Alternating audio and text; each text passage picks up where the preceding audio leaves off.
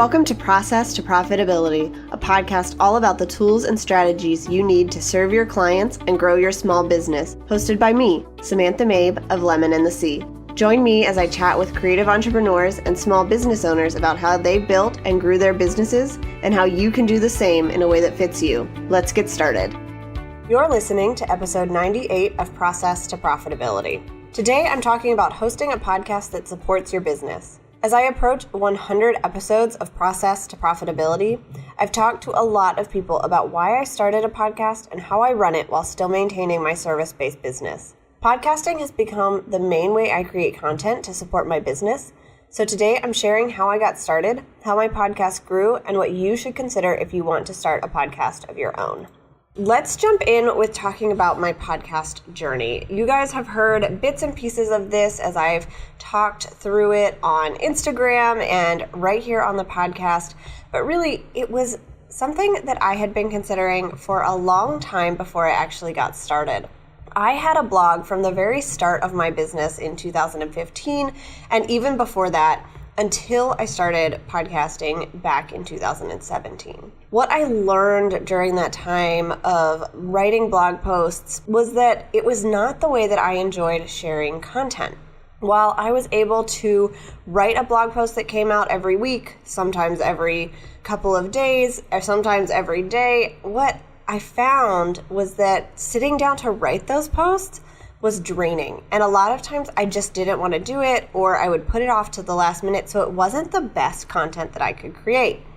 I have some great Squarespace tutorials that still get a lot of traffic on my blog, and so I'm really glad that I did take the time to create all of that content in written long form. It's helped my website get found. It's helped people follow these tutorials. It's been a great way for me to have content out into the world. But as I got further and further along in my business, sitting down to write a blog post every week just made me cringe. When I did have to write blog posts, I would record myself talking through the topic and then transcribe it as a post. So I was basically recording a podcast and then transcribing it as a written blog post and scheduling it to go live. So I knew that I liked just talking through topics. It felt a lot more natural to me. I was able to better connect with my audience because I could talk through things the way that I naturally do instead of feeling like I had to over-edit something. And so when I went to a small conference back in 2015, I met a couple of ladies who had podcasts and were just getting ready to start podcasts. And this was something that I had considered in the back of my mind, but never really made a real plan for it in my business because I thought this was something only people who had a lot of resources or a lot of connections or a lot of time did. When I met these ladies, some of them had already started their podcast and they were doing really amazing things. Others were just getting ready to start. I remember listening to the intro of a podcast that one of my friends was working on at the time. And it just really inspired me to think that this was not something that you needed a big network for. It was not something that you had to have all kinds of connections or equipment or anything really very special to get set up. I knew that it was more work to start than a blog because you couldn't just drop it onto a website and write whatever you wanted. But I found out that it was easier than I was making it out to be. And so after I got home from that conference, I really couldn't get the idea of podcasting out of my mind. I was still working on my blog, and every time I would write a post, I just felt like this was not the way that I should be showing up in the world. And so I reached out to those friends and a couple other ladies to see if I could be guests on their podcasts. And I really wanted to test it out and see if I enjoyed the medium of talking to people over a microphone, having it recorded, and then having it go out into the world. And they were very gracious and had me on their shows. And I found that it was a lot of fun, both as a guest, so bringing people on, that I was answering questions and just having a conversation. And I already knew that I liked creating content in a way that I was just talking through things on my own. And so those two things helped me solidify that a podcast might be a good idea for my business and the way that I like to do things. What I did here, which was one of the smartest decisions I've made in my business, is I took a course on starting a podcast. Now, For a lot of people, and even for me, taking a course on something is not the best way to get started because you can get stuck in the learning curve, you can get caught up in the course and never actually implement anything. But this one was created by a friend of mine. I got in for a pretty low price, which I was excited about. And I knew that this was already something I wanted to do, and that if I was to try to do it myself, it would be a lot of trial and error and tons of research. And the course that I took was great because it already did all of that for me and broke it down in a really simple way. So I took the Profitable Podcast Plan course from Kinsey Roberts, and I'm going to link to that in the show notes if you guys want to check it out if you're interested in starting your own podcast. It was really helpful for me. She shared how she started her podcast and really practical things like what images you need for iTunes, how to submit your podcast, how to record, how to get guests, her workflow, like everything that she did to start and grow her podcast, she shared in this course. But it wasn't overwhelming. It wasn't something that I felt like I couldn't accomplish after listening through it. So it was one of the best investments I made in my business because it saved me a lot of time and it was able to help me get my podcast out faster. I started the course and within just a month or two, I had my trailer on iTunes and that was all approved, and I started reaching out to people to be guests. So I wanted to talk about how I did this. When I first started, I reached out to people that I was already acquainted with, some business friends, people that I had collaborated with in the past, and told them about my new show, what the topic was and what I was doing, and that I was pre-recording to have a couple episodes to all go live at once when we launched, and asked them if they would be interested in being on the show to talk about very specific topics. I chose topics that I knew were going to fit with the theme of the show and that the guests that I was asking were experts on. So I wanted to really feature them and what they were best at. So I reached out to a couple of people, and I think all of them said yes, so we got set up to record, which was really exciting. And I also asked them for recommendations of other people that they thought might be interested in being on the show as well. And that's how I found my second round of guests that I reached out to, which was really exciting. I had already had a connection because they were recommended by someone else, and you knew that they were probably someone that would be interested in being a guest on a podcast. So that worked out really well for me, starting by reaching out with people that I already knew and then asking them for other people they thought would be a good fit for the show. For the first 6 months of my show, I did everything myself. So I got it all set up. I recorded all the episodes.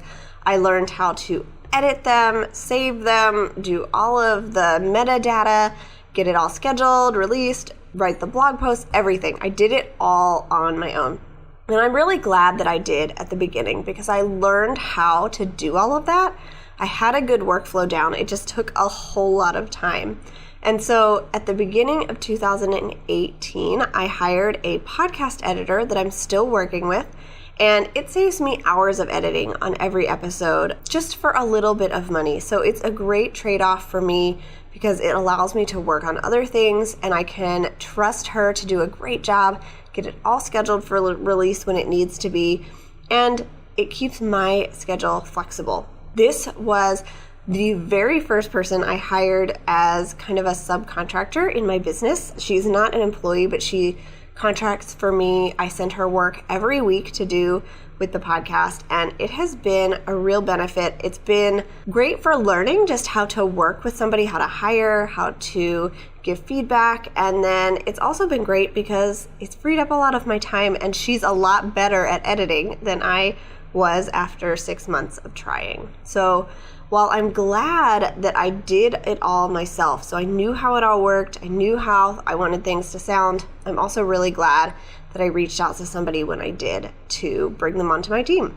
I've also done something with my podcast that if you've been listening since the very beginning, I have tried a lot of different release schedules and episode types. So when I first started out, I had shows once a week, and then I went to twice a week. I've done bonus episodes, guest episodes, solo shows, and I just have kept changing things up to find out what worked best for me and my audience.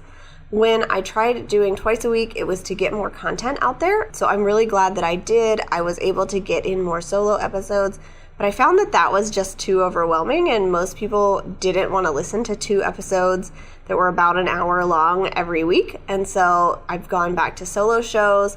I've tried alternating guest episodes and solo episodes in different ways. And I feel like I've found a rhythm in that now, where I have 2 guest episodes every month and 2 solo shows. The solo shows are generally a little bit shorter because I am talking through a very specific topic and giving kind of my thoughts, my experiences, a little bit of a tutorial. And then the guest episodes can be longer because you're not getting hours of content every week to listen to. Instead, it's a good balance. And I found that it works really well for me, and that is what I am looking forward to continuing to do and continuing to experiment with. I released a series of bonus episodes earlier this year that went over really well, that I loved recording, and for those I actually edited them myself to save a little bit of money since it was just me, and I have gotten pretty good at figuring out how to edit myself without a guest. So I've just figured out how to do things differently in different ways that work for me. And that's really my journey. It is still ongoing, but it started with a need to find a way to create content in the best way possible for me and my audience. And it has resulted in a lot of trial and error, and I am really excited that I have been able to get to now episode number 98. When was the last time you checked to make sure your website was healthy? The only way to know if your website is serving your business and working correctly is to make maintenance a regular part of your to-do list. I've created a maintenance guide at lemonandthesea.com/maintenance that will help you get a picture of how your website is performing, what's working and what isn't, and the things you can work on improving so that you can continue to show off your expertise and bring in more dream clients. Inside, you'll learn why website maintenance isn't something to put off until next week, 15 tasks you should be doing on a regular basis to maintain your website, and the tasks you need to do weekly, monthly, quarterly, and yearly. Get the guide at lemonandthesea.com/maintenance.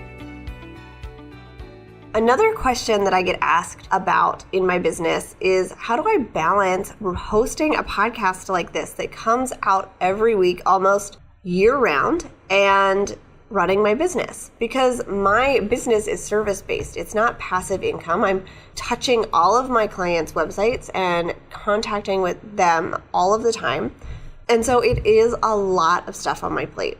The first thing I would say here is that my podcast was intentionally designed to support my business as the way that I create content.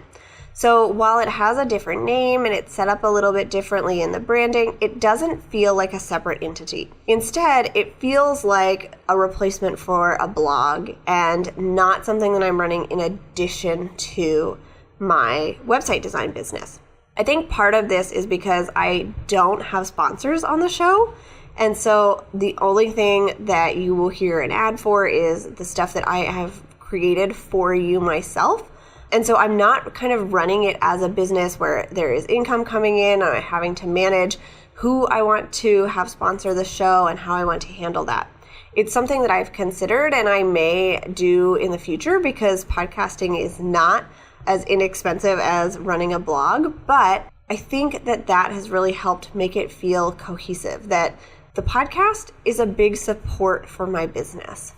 The other thing that I do here is I plan my episodes and record well in advance, mostly during my slower seasons, so that I can release episodes even when I'm busy with client work. I am currently recording episode 98, which is going to come out at the end of March, all the way in the middle of December. I'm recording it that far in advance, 3.5 months, because I know that come the beginning of April, I'm going to be on maternity leave. And I want to have all of this stuff done, not only so it can release while I'm away, but so that I don't have to worry about it when I'm getting up to going on maternity leave, trying to wrap up client projects, get everything under control. I want to have the content created in advance. And that works really well for me and my guests. I just let my guests know when I reach out that I'm scheduling for a couple months in advance, and they're usually still happy to come on the show.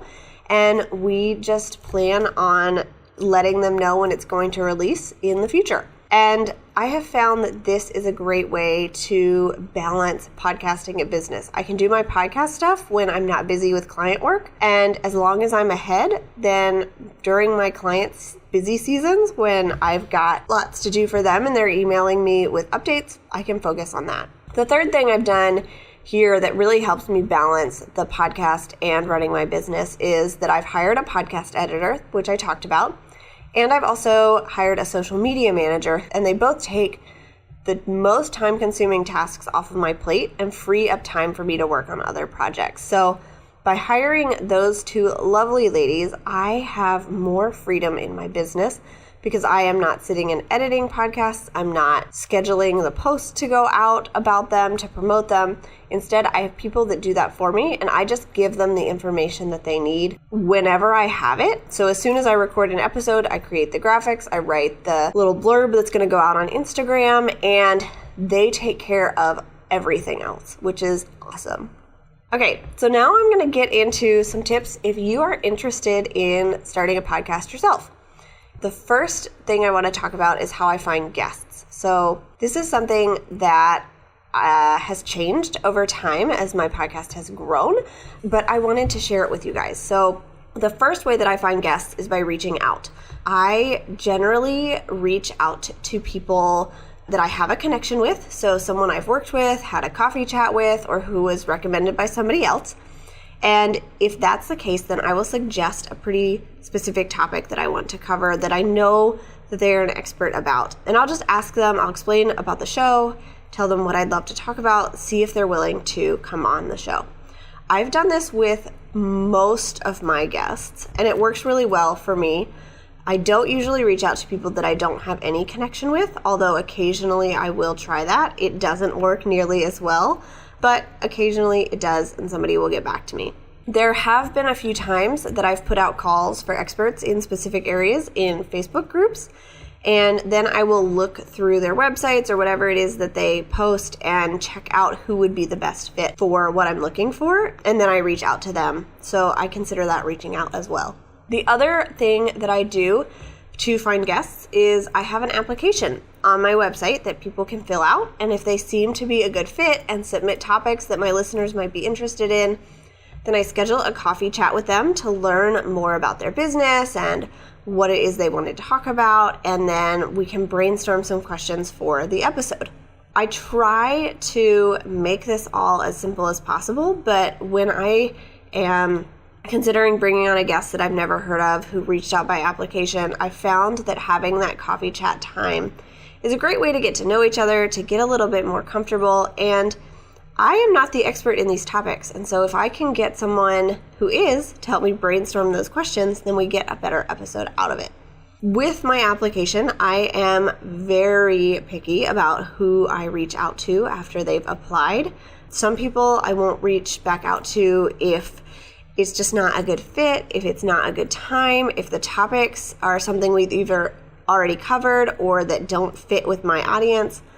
And I also do not reach out to people who send me emails directly through my website or just to my email address. I have a specific application on my website, and if you go to my contact form and fill it out that way, it will send you the link to that application. And so if you can't follow those directions, then I feel like you're not respecting the way that I want to do things, and I'm less likely to bring you on the show. I've also found that usually the people that send me an email directly about my show are reaching out for someone else, which I think is fine. I've had people on the show who work for other people reaching out about being guests on podcasts, and I don't have a problem with that. But I really feel like you miss some of the personal aspect there when you're just sending out a canned email. And I don't find that those are the people that I connect with or that fit my audience as well. And once I've found a guest, either way, I try to make it as easy as possible for them by using a scheduling software, by using an easy recording program, and I only ask them for their headshot and their bio, and then any weird links that they mentioned during the show that I can't find. So I want them to have the easiest experience possible where they know what to expect They get the questions ahead of time so they can plan a little bit for what we're going to talk about. And then all they have to do at the end of the show is share it on social media if they're interested in it. And I'm going to talk a little bit later about my step-by-step process that's going to include a little bit more of how I do that, as well as the tools that I use. But the other type of episode that I record are solo shows. So there is a reason that I do this, and here's why. For a while, I considered only having guest episodes. But since this is my main method of creating content, I wanted a chance to share my expertise as well. And I was encouraged to do this by a lot of people in business. If I had been writing a blog as well, I think that this wouldn't have been as important. But again, this is how I create content for my business. The show is not separate from that. And so I needed to be able to talk about website design and everything that's involved in that, customer service, all of the things that I help my clients with. So solo episodes allow me to talk about those topics in more depth because I can create a series or share really detailed show notes, and I am the expert in it. So it can be as long or as short as it needs to be. I can include tutorials or whatever it is that I need. What I found is that in recording these shows, I enjoy the flexibility that comes with recording on my own. I can change my plan at the last minute when needed or address a topic that doesn't normally fall under business tools, systems, and strategies, and really tailor that to what it needs to be for my audience. The thing I don't necessarily love is that I am sitting here talking to a microphone for 20, 30, 40 minutes, whatever, and if I don't have some notes to go off of, generally it's a very short episode and I'm not necessarily giving you guys the best information. So these take a lot more research and notes ahead of time, but it makes my schedule a lot more flexible because if an episode just isn't resonating or I'm not finding the right information, I can change it or scrap it without having to worry about somebody who has given me their time and their effort to come on the show and record it as a guest. So if you are considering starting a podcast, I would consider recording solo episodes as well. A lot of the business owners that I know who have podcasts in the business realm do this, and I think it's a great idea. It's a way to let people really get to know you and who you are, and it's a good balance with guest episodes as well. You just have to figure out what consistent schedule you want to keep those on. Next, let's talk about the tools I use for podcasting. And you can find all of these in the show notes so that you don't have to write them down now. But I have created a list of the tools that I use, and it's actually gotten simpler over time as I have really tried to hone in on what works best. So I use Zoom for recording. It allows me to schedule in advance, and then I just went into the settings to make sure that each person is recorded on a separate track. That's a great way to make sure you're getting the best audio. I also have my guests and I turn off video when we're recording so that my internet works a little bit better. The other program that I use for recording is Adobe Audition. This is for my solo episodes. It's how I record those, and it's also how I edited my episodes. People who have Apple products can use GarageBand for editing, but I do not, and so I use my Adobe products. It's something I'm already familiar with, and it's something I'm already paying for in my business.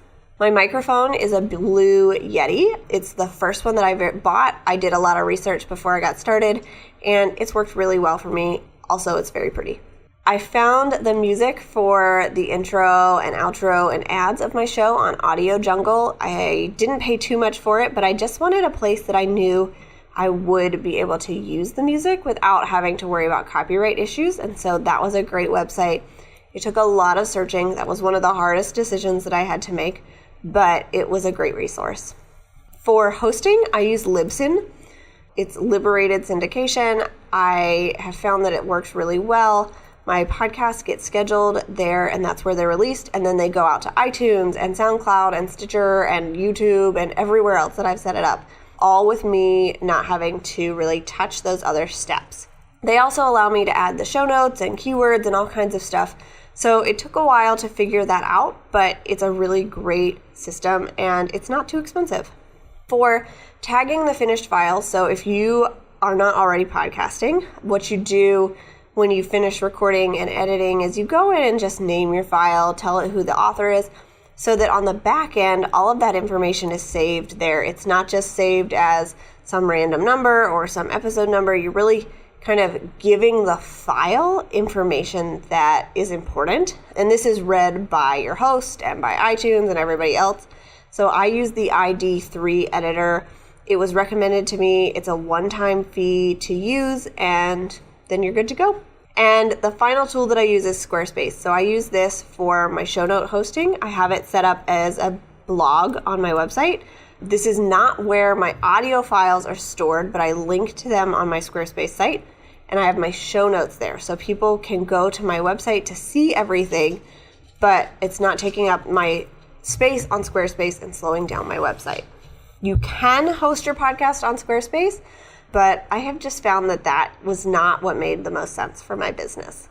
Okay, let's talk about my step-by-step process. Again, this is going to be in the show notes. So this is what I have kind of adapted from other people who have podcasts, things that I've learned as a guest, or whatever it is that I have seen, and this is what works for me. So my first thing is to brainstorm a topic and a guest for an episode, or review a guest application. And then I will either send or accept the guest request, depending on which way I do that. If I have thought of a topic and somebody I'd love to bring on, then I send them a request seeing if they'd be interested. If I'm replying to an application where I think that they would be a good fit, I will send them a request to have a coffee chat. Then I will schedule the guest in my scheduling system. I use Acuity so that we are all set to go. So I have it set as an hour block with a little information about everything that I need. And in that form, it asks them for their headshot and bio. So when they schedule, they get asked for that information and they can send it. And then I have it on my schedule. So before the episode, 1 week before at the latest, I send customized interview questions. So I have the intro question that I always ask, we go into the topic questions, and then I have the wrap-up questions. I send all of those to them, not so that they're writing a script that they have to follow, but really in order to help them prepare for the episode, to know what to expect, to know what we're going to cover, and to help me on my end to kind of guide them through the episode with the questions. Then I will create all of the graphics. So using their headshot and bio, I create images for Instagram and Instagram stories, and I create an image for the blog post, the show notes. Then we record the episode using Zoom, like I mentioned. And right after we record, I jump off and then I record an introduction with what we talked about and the person's bio. At the end of the week when we have recorded, so I just do this on Fridays because it's easier, I send a guest gift. So I will send just a small thank you note and maybe a little gift to people for being on the show, because I know it takes their time and their effort, and I really appreciate that they are coming on to share stuff with you guys. Then I edit the episode and add the intro and outro, or now I send it off to my podcast editor. I write the show notes, including any links, and schedule it to be published on the same day as the episode. So the episode gets scheduled in Libsyn, the show notes get scheduled in Squarespace, and they all go out at midnight on Thursday. And then I email guests with their custom graphics, the date their podcast will go live, and the link to their episode about a week before it goes live, so that they have that. If they want to add it to the calendar, they can. If they don't want to share it, they don't have to. And then I make sure that I am promoting it on social media on the date that the episode goes live, so that you guys know about it, so that my guest is promoted, and so that everyone can see what it is that we're up to and what they can learn about. So that's my step-by-step process. Occasionally things go a little bit differently, but that's basically how I walk through every episode that I'm doing.